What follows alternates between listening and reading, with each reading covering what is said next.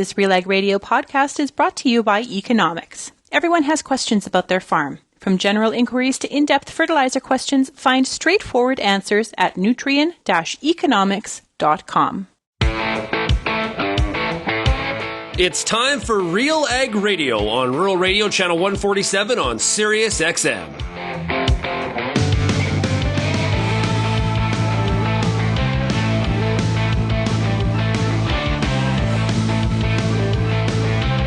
RealAg Radio and RealAgriculture.com is your home for insight and analysis of the issues that are impacting your farm business. Let's get real and get connected with RealAg Radio.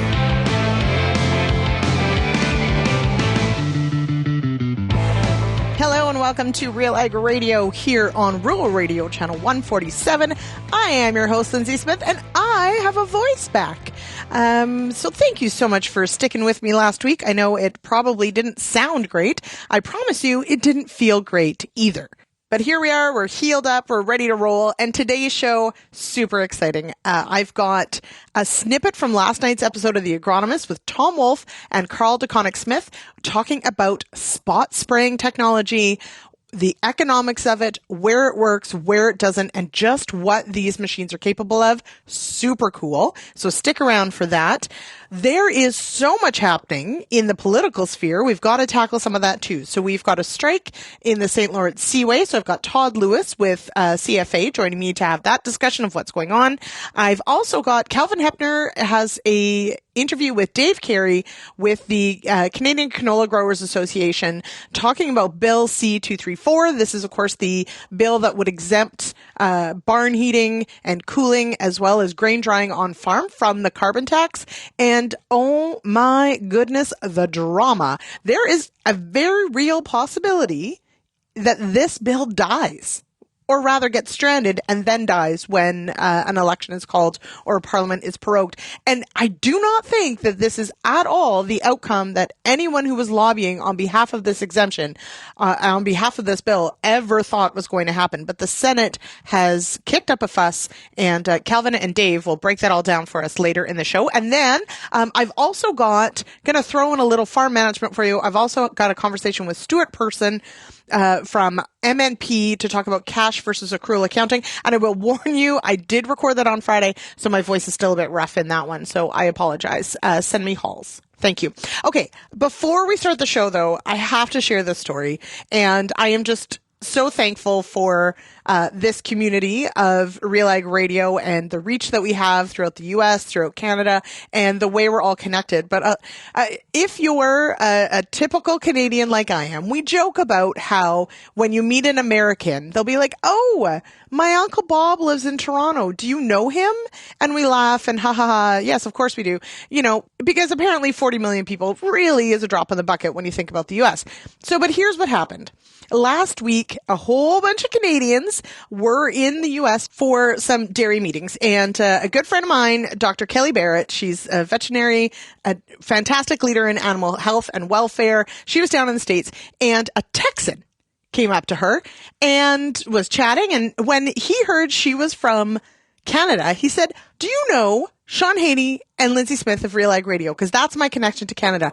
And wouldn't you know it, Kelly does know me personally and literally sent me a text and said, could you send a shout out? I believe his name is Scott Frank. Mr. Frank works down in Texas and listens to the show. And if I got your name wrong, I'm sorry. It was a very quick conversation. But how cool is that? And also how absolutely ridiculous is it that you meet one American, he knows the two Canadians, and Kelly happens to know us both. So there you go. I really appreciate Kelly sharing that story with me because it just makes all of this so much fun and really worth it. Okay, so with that, let's get on with the show. We're going to take a quick break, and Dave Carey and Kelvin Heppner will be back to talk about what's happening with Bill C-234 right after this. Your co-op grow team are your local experts because we live here too. Our agronomic specialists stay up to date with the latest research and technology to help support your entire farm operation. Talk to our team for advice tailored to your farm's needs.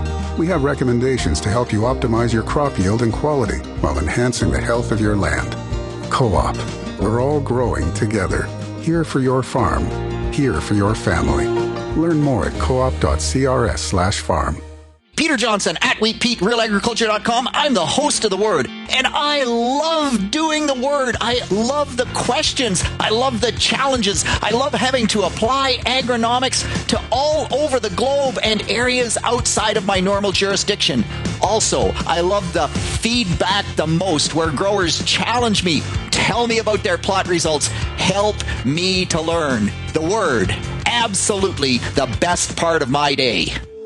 If you're involved in the agriculture industry, it's important to stay informed on all the latest issues affecting your business. At RealAgriculture.com, we offer fast, reliable news, information, and insights to help you keep on top of all of the latest in Canadian agriculture. Visit RealAgriculture.com and sign up for our free daily newsletter covering everything from news, agronomy, animal agriculture, and much more. Visit RealAgriculture.com/subscribe today.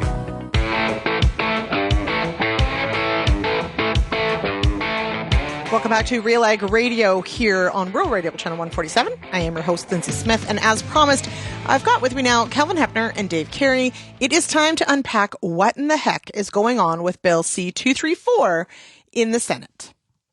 The proposed legislation that was intended to remove the federal carbon price from propane and natural gas used on farms for things such as grain drying and barn heating is facing a critical juncture in the Senate in Ottawa. And joining us here on Real Agriculture now to discuss and bring us up to speed, we are pleased to welcome back Dave Carey, co-chair of the Agricultural Carbon Alliance. Dave is also Vice President of Government and Industry Relations with the Canadian Canola Growers Association. Bring us up to speed. Where are we at now with C-234? It's still before the Senate Agriculture and Forestry Committee? Yeah, the Senate Agriculture and Forestry Committee began clause by clause in the bill, which is the last stage of committee proceedings last Thursday. They weren't able to get through them all, so it will be going clause by clause this evening, and likely they will finish. We anticipated there would be amendments submitted to the bill as sort of a common practice. So there was a number of amendments proposed. The two, I guess, main ones would be an amendment around removing the exemption for heating and cooling of livestock barns, greenhouses, and other growing structures, as well as an amendment to change the sunset clause from 8 years to 3 years. Actually, when the committee began its proceedings, so the Senate's job is not to change the sort of will of the House of Commons. It's to scrutinize. It's to make sure that no stone's been left unturned. But the Senate traditionally does not have a few powers. One, to be spending powers. They don't pass their own budgetary bills. And two, by common practice, they don't typically change the spirit or intent of legislation, particularly a private member's bill. So at the beginning of last Thursday, the chair of the Senate Ag Committee, Ontario Senator Robert Black, actually ruled the amendments out of order because they go against the spirit and intent of what the House of Commons duly passed to them. Unfortunately, through some very strange things at break convention, you had a government representative, the deputy leader of the government in the Senate, join the committee only for clause by clause, and his ruling was put to a vote and was overruled. In that case, there was also a strange abstention from the deputy chair, Senator Simons, which we were again perplexed by. When it got to the heating and cooling of livestock barns, we anticipated it to be, just by looking at the meetings we'd had, we anticipated it to be an even split vote, 6-6, with the tie going to the chair. Again, and Senator Rob Black, we anticipated would have ruled against it, as he'd already ruled the amendments out of order. Again, very surprisingly, Alberta Senator Paula Simons voted in favor of removing the livestock heating and cooling provisions, which impact greenhouses, livestock, dairy, poultry, as well as mushrooms and others. So we were not anticipating that. That was a wild card, and her vote unfortunately tipped the scale so that the amendment was passed. The amendment around the sunset clause was defeated. But again, we're now at a point where when a private member's bill has been amended, if it does pass the next stage in the Senate, it would be referred back to the House of Commons. The concern there is that it changes the spirit of the bill, but it's all is not lost, I would say, Kelvin. It's important to note that a committee stage is a report. So basically the committee is kind of track changes. The word document is a good way of putting it. And it'll be up to the Senate, that report stage, so when they vote on it again, to decide, do we want to accept those track changes or reject them? And we will be calling for the Senate to reject the proposed changes. And if that happens, then the Senator Wells, the bill sponsor, would be able to reintroduce the bill at third reading in its original form. So all is not lost, but the Senate as a whole is going to have to decide whether they want to uphold what they've heard from farm groups and the House of Commons, or whether or not they want to take these two revisions and amendments that I would argue are out of scope and out of order for the Senate to do. Yeah, originally when we heard that it might go back to the House with this amendment, my thought was, well, I guess it's just going to take longer, but there are the vast majority of MPs from, like you said, all parties that support this bill, so it's just going to go through again. But because it is a private member's bill, that's where it could be in trouble if it goes back to the House. That's why you're putting so much focus now on having these amendments rejected at the report stage, that it actually clears through the Senate at this point. Exactly. We don't want to get in a ping pong match between the House of Commons and Senate. A lot of politics get into play there. I know in your last article you heard from the chair of the House Ag Committee, Liberal Cody Bloys. We've heard a lot of members of Parliament that are willing to help if it does get back to the House of Commons. Well, that delays it for farmers, Kelvin. And ultimately, what we're trying to do is provide relief for farmers. I know the farmers we're hearing from, depending on where you are in the country, it's been a wet harvest, running their grain dryers, full time during harvest to get their crop off and make sure they don't have spoilage. So again, the report is recommending amendments. Our position is those amendments should be rejected, and the bill in its original form should be reintroduced in the Senate at third reading. We hope that senators understand the validity of our concerns and that they see through some of these procedural kind of fancy footwork that's being done. Again, in the House of Commons, it's not that if it is sent back to the House of Commons, I think we're confident those amendments would be rejected.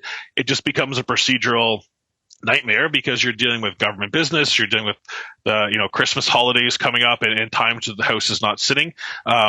So again, all is not lost if that does happen, but it would just the only people that lose out are Canadian farmers, ranchers, and growers that have been watching and following this bill and that are hoping to see that relief so that they continue to invest in their operations.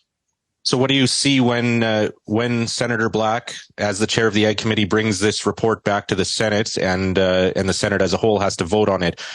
Where are you at in terms of the vote and senators in favor and against and that critical vote that will likely happen here in the next couple of weeks at some point? Yeah, we'll have a better sense coming to timing after, assuming they get through clause by clause this evening. But we anticipate that the Conservative senators would obviously vote in favor of the bill. The majority of the Canadian senators group, just Senator Rob Black's group, would vote in favor of the bill. We've met with a number of the independent senators group, which Senator Simons is a member of, who voted for this amendment. We know a number of those senators are in favor of the bill. We've met with them. A number of them are actually champions of the bill, have spoken positively about the bill. The real wild card is what the Progressive Senators Group do. So the Progressive Senators Group are formerly they were the Liberal senators up until 2014, when then opposition leader Justin Trudeau removed them from cabinet, but they're still used an extension of the Liberal Party in the Senate. They don't attend caucus meetings and they have a different name. It would be concerning, but there's a good chance that the Progressive senators whip the vote, which would mean that their party leadership says you're voting this certain way. Again, this doesn't typically happen with a private member's bill. That being said, if the other groups in the Senate are in favor, we would win the day. I am quite confident that so long as senators understand kind of how we got here with the amendments, again, through a number of communications we and our members will be doing over the course of this week and media interviews like this, that senators will see the validity of returning the bill to its original form. Again, it's just sort of breaking that convention of typically, if you're a urban senator on the Finance Committee and the House of the Senate Agriculture Committee brings you an amendment to a bill, you typically assume, well, they know what they're talking about. They're experts, just like an Ag Committee member would defer to a Finance Committee member on a proposed tax change or whatever it might be. However, the way 234 was dealt with clause by clause was not conventional. Therefore, we're going to be making sure that we get out, speak to every senator electronically and through my co-chair Scott Ross from the Canadian Federation of Agriculture. They have their Hill Day today, so they'll be in front of 40 parliamentarians. Canadian canola growers, we have our Hill Day November 7th. We'll have 4 teams on the Hill all day. So we'll be getting the message out about why they need to actually take a really close look at what typically a private member's bill likely wouldn't have sort of garnered so much attention. So I am confident. I mean, besides a couple meetings we've had in the Senate, we've heard resounding support for the bill, for its concept. And I think just knowing that this is not novel, that gasoline and diesel is exempt, we're trying to tidy up an exemption. We're not trying to create a slippery slope where everything's exempt from carbon tax. We know that's not going to fly for the current government of the day. So yeah, cautiously optimistic. It's just unfortunate that we are where we are because of procedural posturing. None of it's about the merits or the validity of the bill. That's been litigated in from every angle in the House and the Senate, and unfortunately, procedure and an attempt to delay and obfuscate from the government is where we are at the Senate right now. Final question then, Dave. Why do you think the government or these senators are putting up such a fight and investing so much energy, breaking convention, like you say, to hold this bill up? Well, I mean, regardless of looking at where polling is right now, I think the Liberal brain trust would say we've ran on a carbon tax 3 times in a row. We've been elected 3 times in a row, again, with first past the post and, not popular vote, but won the most seats. That they feel that Canadians support carbon tax and that this bill, they do not favor any exemptions that would further erode the carbon price signal, despite, I think simply the cost of inputs is the best way to that farmers look at as a line item to no one is using gasoline, diesel, natural gas, propane, seed, crop protection products, or fertilizer unnecessarily. No one's applying more than they need to because of just simply the cost associated with it. I think the other part could potentially be, again, your article touched on it. It's $1 billion. We know now from the Parliamentary Budget Officer that if Bill C-234 passes, its 8-year sunset clause, its 8-year lifespan, it would save Canadian farmers $975 million in carbon tax. That's $975 million out of the government coffers. Again, I hope that is not a driving factor because that is a drop in the bucket relative to the overall budget, relative to the overall deficit. But unfortunately, I think the Liberals are fighting this based on their philosophy of carbon pricing, despite having gasoline and diesel exempted, and natural gas and propane are typically viewed as transition fuels too. So again, I think it's a lack of understanding of Canadian agriculture, of rural Canada, and putting ideology over just being pragmatic and practical, unfortunately. All right. And like you said, grain drying season is underway and barn heating season is just beginning. Parts of Western Canada receiving snow, waking up to snow this morning. So I saw it, yeah. It's those bills are starting to come in, and from a farmer's perspective, nobody's spending more than they want to on these things already. So thanks for taking the time. I know you have a busy few days, at least a few days ahead of you here, Dave. Thanks, Kelvin. Can I just add one more thing just before we sign off? Just that if you want to do something, please, all it takes is a quick Google. If you're from Alberta, if you're from Saskatchewan or Manitoba, just Google the senators from your province, send them a note. It's very easy. All their emails are publicly findable, at send.parle.ca.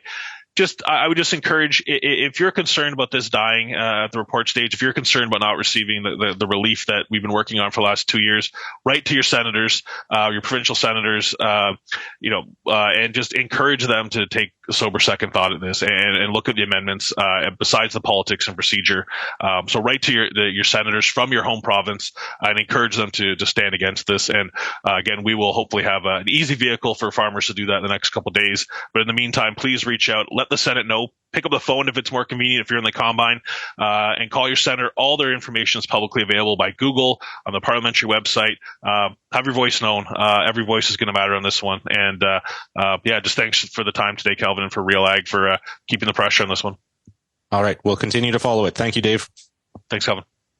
All right. We will head now to a quick break, and I'll be back to talk cash versus accrual accounting with Stuart Person of MNP.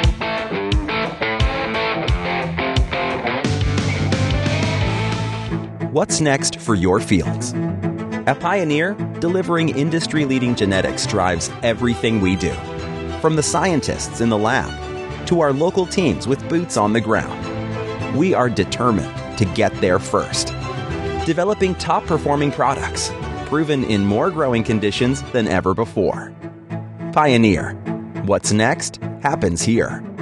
Visit pioneer.com/Canada to learn more. there's a reason we call it the Corn School. Videos on everything from planter setup, weed control, field trial results, yield strategies, and so much more. The Corn School on RealAgriculture.com has the information and advice you need to help you succeed. Brought to you by Pride Seeds and BASF, Corn School episodes are available at cornschool.com, from realagriculture.com, or as a podcast from your favorite streaming service. Download the latest podcast today. I get to spend every day talking to farmers in the ag industry through RealAgriculture.com and RealAg Radio. But nothing is more fun than speaking to an audience live and in person. If you're planning an ag event, book a Real Agriculture speaker to make it a successful and memorable experience. Email shaney@realagriculture.com and you can book myself or any other Real Ag personality to speak at your event. Bring your audience all the fun, insight, and energy of Real Agriculture.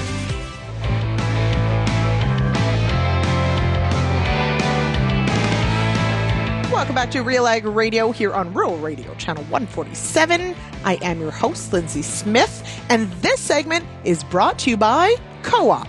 Your Co-op Grow team stays up to date with the latest research and technology to help support your entire operation. Talk to the team for advice tailored to your farm's needs. Co-op, here for your farm, here for your family. Learn more at co-op.crs/farm.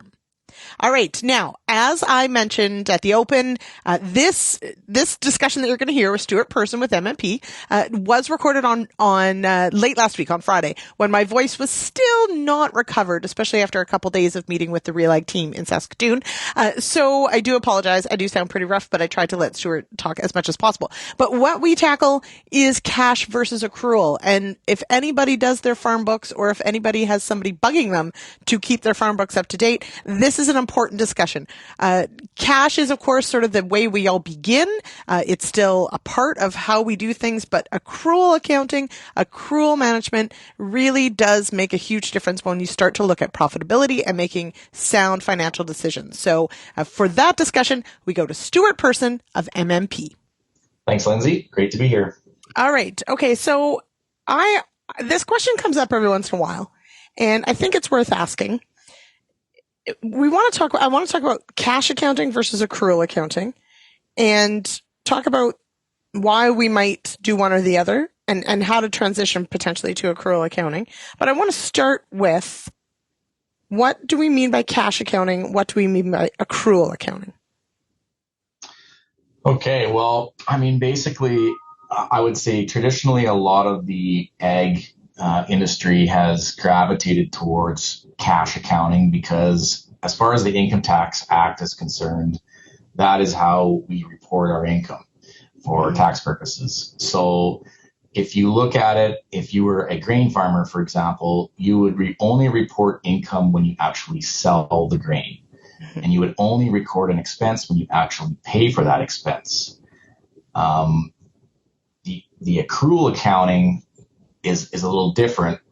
In an accrual system, you record the expenses when you actually incur them, whether you've paid them or not. If you've purchased fuel and you got a bill for fuel, but you haven't actually paid for that fuel, but you've received it, you would record the fuel expense. And if you've grown grain, for example, and it's in the bin, you would look at recording revenue for that grain if you knew that grain, had a certain value that you could assign to it. So those are kind of two of the key differences, I guess, or a good way to explain the difference between cash basis accounting and accrual basis accounting. Now, are there benefits to the two different systems? Yeah, I mean, I don't, other than the filing of the tax returns themselves, I don't see a lot of benefits to cash basis accounting. And in fact, it's not a hard conversion to do if you're already doing accrual-based accounting to convert your numbers back to cash for purposes of tax filing. That's not that complex of a thing to do. The benefits to accrual accounting are numerous. So the first one that I would suggest every farmer should consider is just the fact that you as a farmer will understand on a fiscal year period how you did on your farm.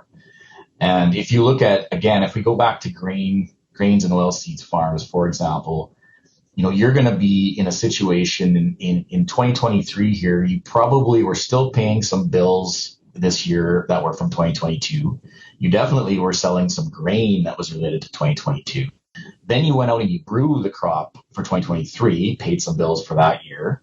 You might have even sold some grain off the combine here in 2023, but you're probably going to sell a lot of your grain in 2024. Mm-hmm. So quite often you've got 3 years that you're dealing with all of the stuff you're doing to grow that one crop. You got last year, this year, and next year. And what you want to do is to be able to isolate what actually happened in 2023. Mm-hmm. What did that crop cost me to produce that year, and what income did I generate from that crop? And you want to look at it as, did I make any money growing the crop in 2023, regardless of when the cash was moving in and out of the business? So that's your number one benefit that I see. And as a business advisor, it's critical for myself to have that information, to be able to sit down and have a meaningful conversation with the producer to let them know how they did for the year we're talking about.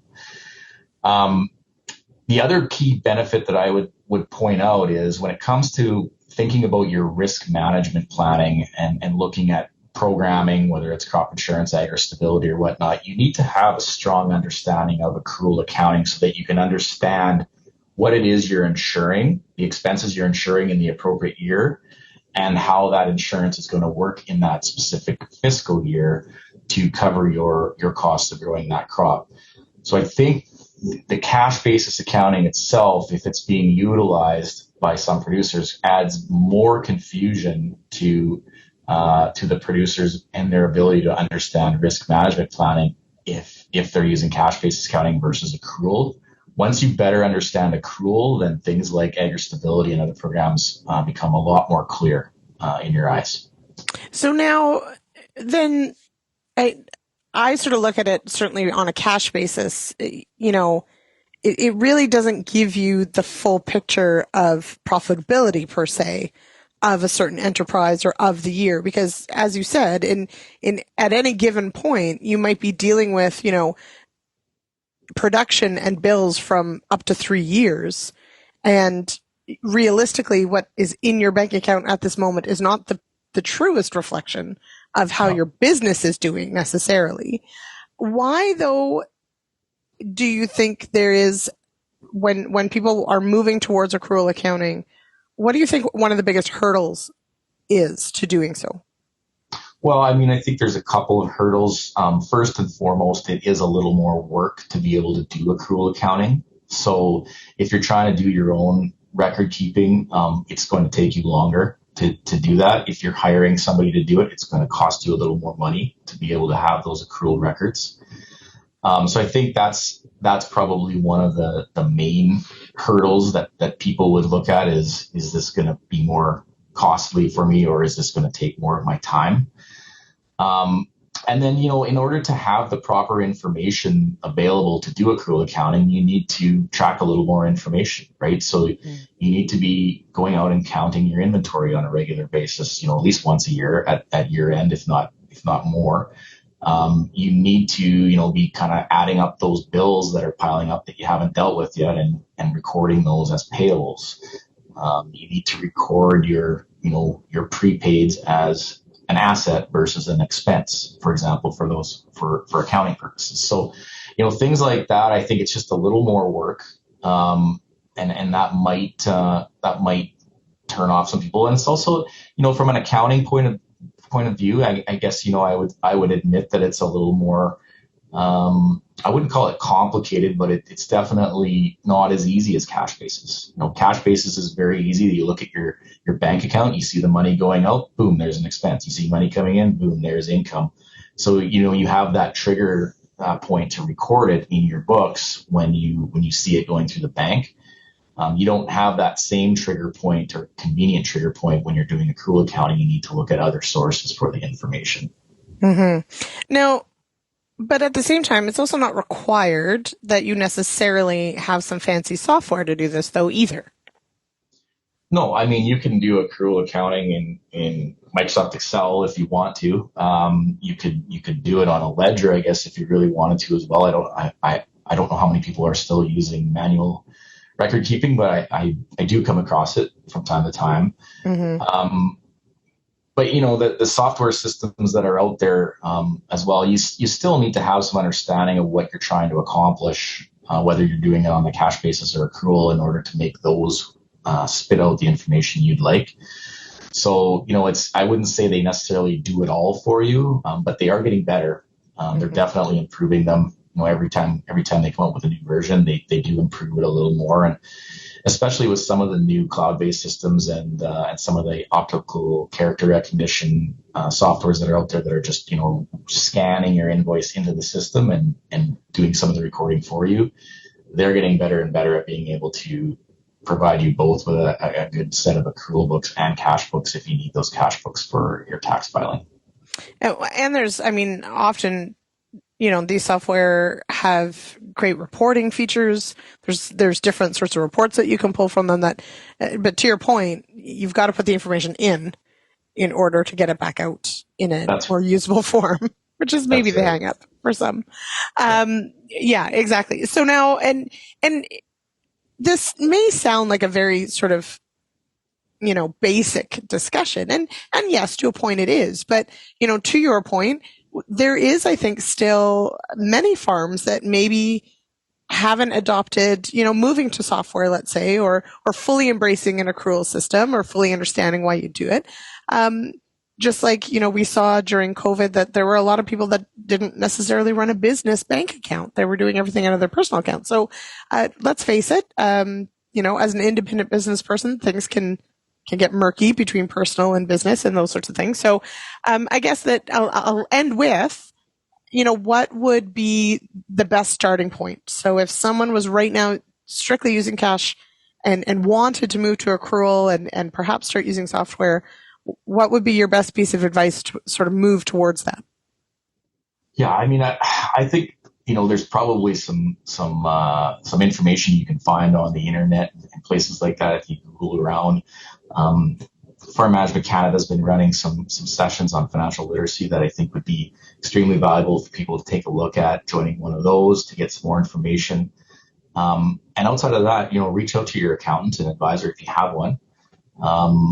You know, I think those folks are more than capable of explaining it to you to get you into that mindset of what you would need to be doing on your end. And, you know, I think we still, you know, I guess one thing I should clarify, Lyndsey, is we still have a number of producers that we would work with that might do their books, you know, for their own purposes on the cash basis, just collecting the info, but they still ask us to convert those books to accrual. And that's maybe a best first step is just ask your accountant to do that conversion at the end of the year and provide you with an accrual financial statement so that you at least at one point during the year, you have an idea of how you did. And that'll help, you know, ask your accountant as well at the same time to, when they're delivering that to you, to sit down with you and actually go through what they did to get to that statement. That would be hugely valuable for you to gain some more insights as to how it's done and what the key steps are. And it should also give you some insights into the value that you're getting, which is the value of an accrual financial statement is, I don't know, it's an infinite times better than a cash basis statement in most farming operations. Because let's face it, if you looked at your bank account on January 1 and June 1, it probably wouldn't tell you even a fraction of the story. No. Yeah.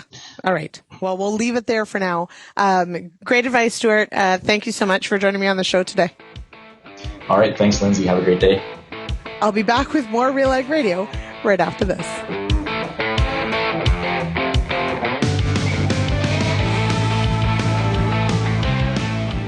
Infuse some energy into your next corporate event, customer meeting, or conference with RealAg Radio, Canada's national agriculture radio show. Create a unique experience at your next event with host Sean Haney, broadcasting RealAg Radio live on SiriusXM, featuring exciting guests, captivating interviews, and the latest news from the agriculture community. Contact advertising at RealAgriculture.com or call 587-787-1795 to book your on location with RealAg Radio today. What were the issues in your fields this year? Did you do a soil sample? What is your soil sample telling you about some of the nutrient issues that you might be having going into next year? What herbicides did you use? What residues you might be concerned about? What weed issues did you have? What crop residues did you have? How well do you know your fields? Get the answers to all the questions you have about your pulse crop at the Pulse School on RealAgriculture.com.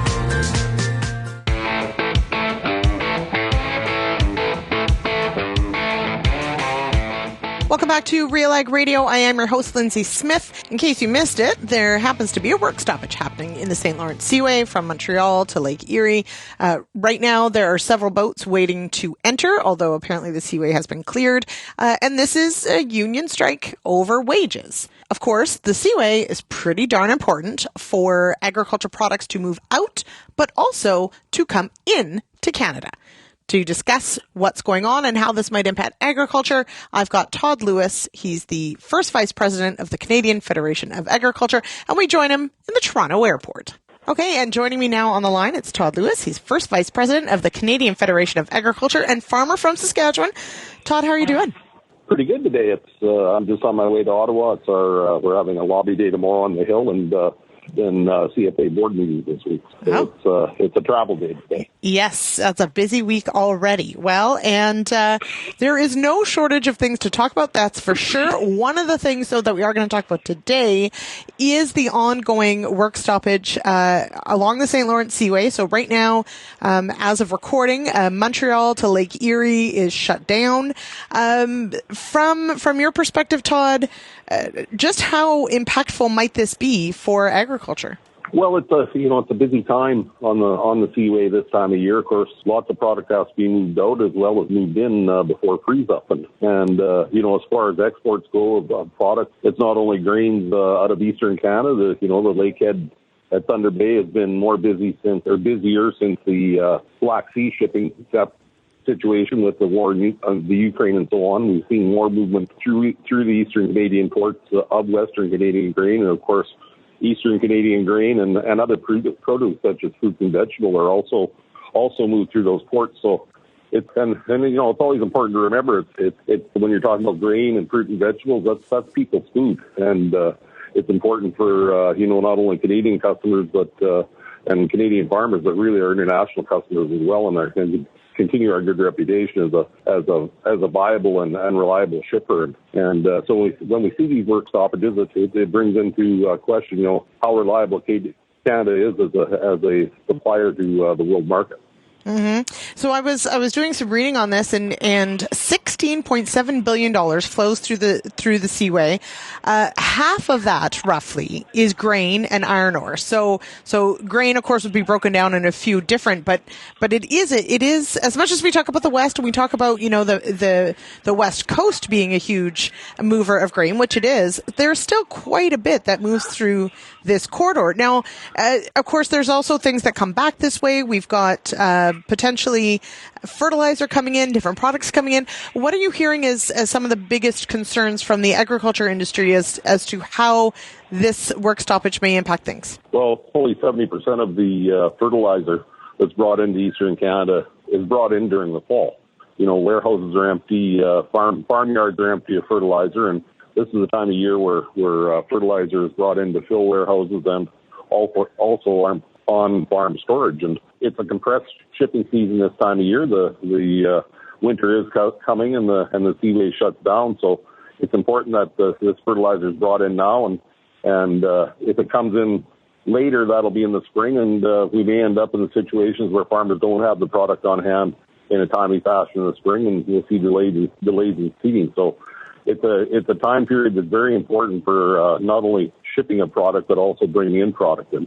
And unfortunately, the timing of this couldn't be worse in a lot of cases, and especially for farmers that are trying to get fertilizer in place for next spring. This is the time of the year to do it, not the spring. Yeah, absolutely. It's a huge concern. And from what I understand, at least so far, the two parties are pretty far apart. They've been working on discussions since June. I guess the thing that strikes me, and I know, we've talked about this, we talked about this certainly in Canadian, Canadian agriculture politics a lot is this question of logistics. You mentioned, Canada, are we a reliable shipper? A big part of, there's infrastructure questions, but very much this is a labor and a union labor issue that keeps coming up. Is there a way, or what should we be doing potentially on the policy side to address some of this? Because it seems to be coming up every 6 months. There's a new crisis in logistics. Well, we already have things in place like grain shipments are supposed to continue through these labor disruptions like this. Right now the St. Lawrence Management Group are waiting for a ruling from the Canadian Industrial Relations Board to ensure that grain shipments will continue during this work disruption if it's going to go forward. That's an example. Really food stuff. It's time. I think we always talk about the idea of food that needs to be shipped being deemed as an essential service. I think that's another policy issue that's always on the back burner and certainly comes to the forefront when we have labor problems like this.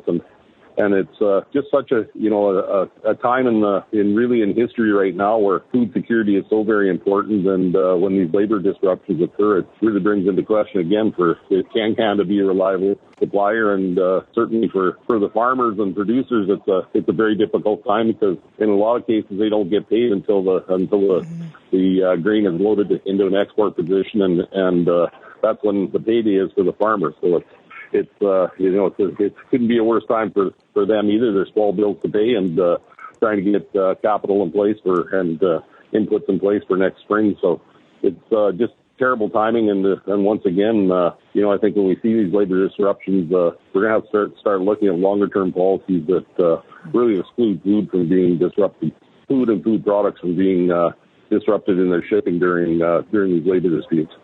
Right. And I mean, as you mentioned, of course, yes, this is business on one end, but it very much is food and food on the other end. So we sometimes think about Canada feeding ourselves, but the crops we produce are the ingredients for other people's food. So this is a matter of food security depending on where these crops are headed. Well, that's right, and it's into countries that are lacking food. Certainly a lot of the countries in Africa right now where some of the grain that's being shipped out of through the Lakehead and through the St. Lawrence Seaway is going to Northern Africa, who their food source major supplier has been the Ukraine over the last number of years, and that's been disrupted now. And now here's a reliable customer, a shipper like Canada that's having these issues as well. So it's not always about just the farmers getting paid. It's also about our customers getting fed. Mm-hmm. Absolutely. All right. Now, you did mention, Todd, that you will be in Ottawa this week. This, of course, I'm sure will be a matter of conversation, but what else is on the agenda this week for what you might be talking about with MPs? Well, I think, we'll be talking certainly about Bill C-234, the carbon bill that seems to be stuck in the Senate now.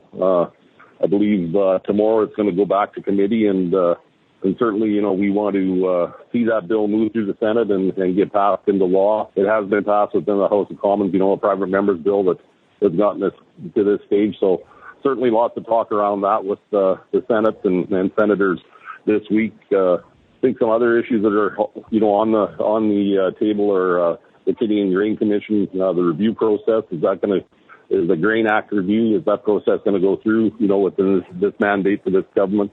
I think that's another item that will be spoken about as well. And of course, this labor dispute in the St. Lawrence Seaway, shipping in general, and really, the infrastructure problems we see, especially in Vancouver, but at other ports as well. And there is money that's been earmarked for that, but it seems to be stuck. Maybe some of that funding and some of those infrastructure projects aren't moving along as quickly as we'd like to see them. So there's always lots to talk about, and it's a good week we'll be meeting on the Hill tomorrow with a number of parliamentarians, with both senators and MPs, and we have, I believe it's 18 from across Canada, groups of 3 and 4 people will be meeting with various MPs and senators. So it's a good week, and there's never a lack of things to talk about in agriculture. Absolutely. Now, if you can, put in a good word for that Bill C-234, because it certainly is facing some headwinds on this one, that's for sure. So if you could. Well, it's really been a long road for it, and people have put a lot of work towards it. And, as I say, it's gotten through the House of Commons. So I think, we're looking for the Senate to do their due diligence, of course, but it's important that we get this bill through. And especially now coming into the winter season, barn heating and it is a big cost to our livestock producers. And certainly there'll be grain dried here still this fall that certainly doesn't need the carbon tax on it either for those producers that do need to dry their grain. So anything coming off this time of year now probably will need drying. So it's just an example of added cost to producers. And so the reason the bill passed the House of Commons is it does make good sense, and we just need to see it get through the Senate and pass into law. Absolutely. All right. We've been talking with Todd Lewis. He's first VP of the Canadian Federation of Agriculture. Todd, good luck this week. Okay. Thanks, Lyndsey. We'll take a quick break, and I'll be back with more RealAg Radio right after this.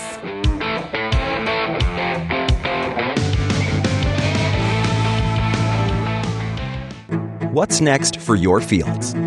At Pioneer, delivering industry-leading genetics drives everything we do.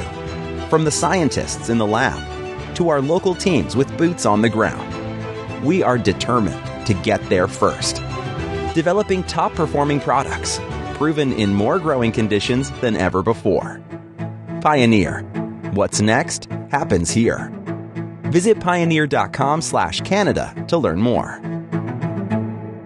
Canola is more than just a pretty face in the prairie landscape. It's a big business, both here and around the world, that requires you to be informed and up-to-date on everything it takes to grow a successful crop. The Canola School on RealAgriculture.com has an expert library of video resources covering markets, agronomy, and more to help you grow a healthy and profitable canola crop. Visit canolaschool.com today. Brought to you by BASF Canada and Invigor Hybrid Canola.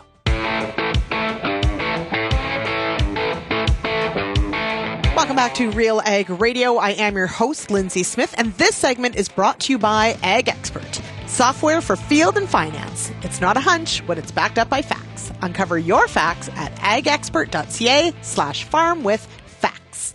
All right, as promised, I've got a quick snippet here from last night's episode of The Agronomists. Tom Wolfe, deConinck Smith, talking about spot spraying, and specifically, does it save money? What do you do with the savings? Tom, logically we think, okay, if we can use less active, if we can cover more acres, like these are all economic factors, yes. But there is a cost to the equipment. Some of these have subscriptions that you would pay per acre. Is it always a slam dunk of it's going to save you money on every field? I guess there are probably a few tiers to that, Lyndsey, I would say. Initially, when someone considers spot sprays, they're obviously thinking about the savings and the payback and the ROI, and that's the first tier. And I think the savings are definitely there, and it depends a little bit on the size of the farm, of course. But there's other tiers, and the tier might be, if you're doing green on green, is there a subscription fee? And some of the subscription fees are now out, and they're about $3 to $4 per acre for the use of an algorithm.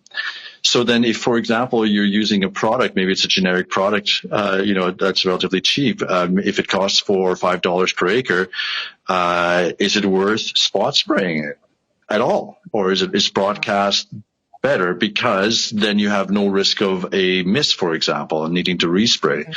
If you were to go say, I want to save, you spend, let's say you have a $10 per acre treatment, you have a $3 algorithm cost, and you obviously have a potential to save even after paying the $3 algorithm cost. But you still have another potential cost there that you may need to consider, and that is, what is the cost of a miss? What is the yield cost of a miss? What is the resistance development cost of a miss? What is the need to respray cost of a miss? And those costs also have to be kind of added in and considered in somewhat higher tier levels. Time. Carl mentioned the importance of time already. It's really a currency. Do we actually have the time to respray that field? It might take 7 to 10 days for that symptom to appear, to know whether you've actually missed those weeds, and for them to now be differentiated from, the surviving weeds be differentiated from the dead weeds.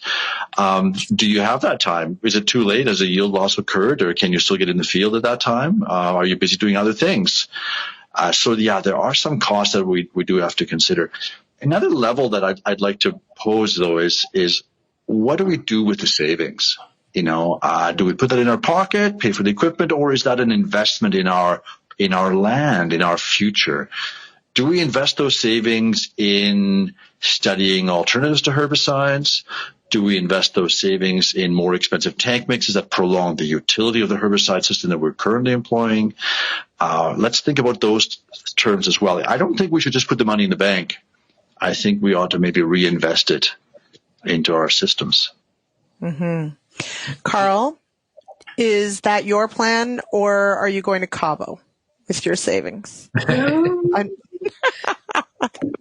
Yeah, like I say, it's savings, but really the equipment is really allowing us to do really to do things that we couldn't have done before. It's just chem fallow, fall spraying. In 2022, when the price of Roundup went up, if you've only got Canada thistle in the fall, how do you afford to put 3 liters per acre when it's just Canada thistle there? So essentially we're the only ones out in the field, because you can't broadcast that at $15 a liter, right? So it allows you to do things that others can't do anymore is really what it comes down to. And so back to the sort of that green on green, like when I'm talking to people, or everyone wants to focus on that green on green. But I really believe that most of our resistant issues and a lot of the problems that we can solve today are really solved by the green on brown. It's really that burn off, the fall spray. The question, becomes on that green on green in crop, is that 85% accuracy sufficient? I don't really think it is, because that's our last pass. That's our last opportunity. If we miss a handful of weeds in the burn off, well, we're going to get that with that last full pass in crop. That's our last chance. And as Tom alluded to on the time, mostly we only have time for one pass anyways at that critical, in crop spray time. Yeah. Mm-hmm. P.S. There's someone named Erica in the chat, and she votes for Cabo. She says it might be your wife. I'm just saying. Okay, so this brings in Sean Schill's question. So, and in thinking about that, Tom, and thinking about where you may reinvest, or Carl, as you said, with the outside rounds, maybe making a little nervous on spot spraying. So, Sean asked, what about using a system like SWOT cams that identifies weeds in zones and treating zones for that specific weed pressure? I love the SWOT cam approach. I really do, because it, they placed it in a way you learn a lot about your field. Obviously, you've got a plant density count, you've got a weed emergence count as well. You can associate if the weeds are associated with a certain of the 10 zones in the SWOT cam system or the SWOT map system. It's much more easy to just deploy your existing sectional control and spot spray zones differently, perhaps with different rates. If you have a product that might be organic matter or soil texture rate specific, or some of them are, or weed type. Certainly Liberty has a lot of different rates for different weed species, and so you might be able to deploy different rates of Liberty and get some savings out of that. That's a very cool idea. It could be a bit of an introduction to the spot spray concept, and whether it's good for you, and then maybe ramp it up a little later with some more sophisticated technology later. But I would say for a system developed in Nacum, Saskatchewan, it's pretty hot. Pretty hot indeed. All right, that wraps up today's show. Thank you, everyone, for joining me. Follow along at Real Agriculture across social media, and give me a follow at RealLoudLyndsey, or send me an email, lsmith@realagriculture.com, if you've got any feedback on today's show. Cheers, everybody. Thank you for downloading this episode of the RealAg Radio podcast, brought to you by Economics. With one-of-a-kind tools, research, and content, Economics is farming's go-to information resource. Find it all on nutrient-economics.com or download the app.